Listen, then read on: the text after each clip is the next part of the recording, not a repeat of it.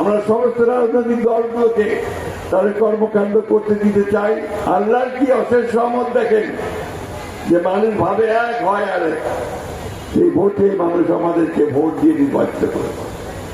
সেই জন্যই বন্ধুগণ, যারা বিএনপি করেন তাদের দায়িত্ব এখন অনেক বেশি আগের চেয়ে।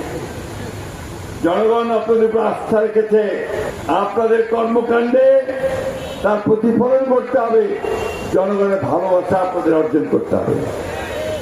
ধমকায় পিটিয়ে নির্যাতন করে ক্ষমতায় টিকে থাকা যায় না। যাকে তাদের হাসিনায় টিকে থাকি, তাই না? পাশ থেকে পালা গেছে, এমন পালন পড়াইছে আর সীমা পাবে না। শুধু একা নয়, তার সাঙ্গপাঙ্গ নিয়ে পড়েছে। বন্ধুগণ, আমরা এই অবস্থা চাই না। আমরা বাংলাদেশে একটা সুন্দর সুষ্ঠু সহনশীল গণতান্ত্রিক রাজনীতি চাই। ইংরেজিতে আমরা বলি লিবারাল ডেমোক্রেসি, বাংলায় বলি উদারপন্থী গণতন্ত্র। সেই গণতন্ত্রকে আমরা এখানে প্রতিষ্ঠা করতে চাই। আমরা সমস্ত রাজনৈতিক দলগুলোকে তাদের কর্মকাণ্ড করতে দিতে চাই, তাদের বক্তব্য রাখতে দিতে চাই, জনগণের সামনে যেতে দিতে চাই। তাদের মধ্যে থেকেই তার জনগণ বেছে নেবে। আমরা সংসদকে কার্যকরী করতে চাই। সংসদে যেন সকল রাজনৈতিক কর্মকাণ্ডের কেন্দ্রবিন্দু হয়, সেটা আমরা চাই। অর্থাৎ দেশ থেকে আমরা সত্যিকার থেকে গণতান্ত্রিক রাষ্ট্র হিসেবে বিবেচনা করতে চাই।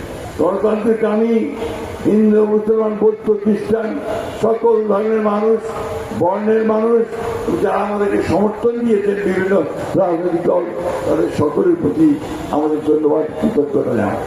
এখন ভুললি উপজেলা হয়ে গেছে, তাই না? আপনাদের দাবি ছিল, বিশাল দাবি।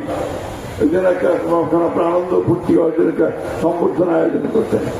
সন্ধ্যার পরে বোধহয় আপনাদের আরো আনন্দ হবে, তাই না?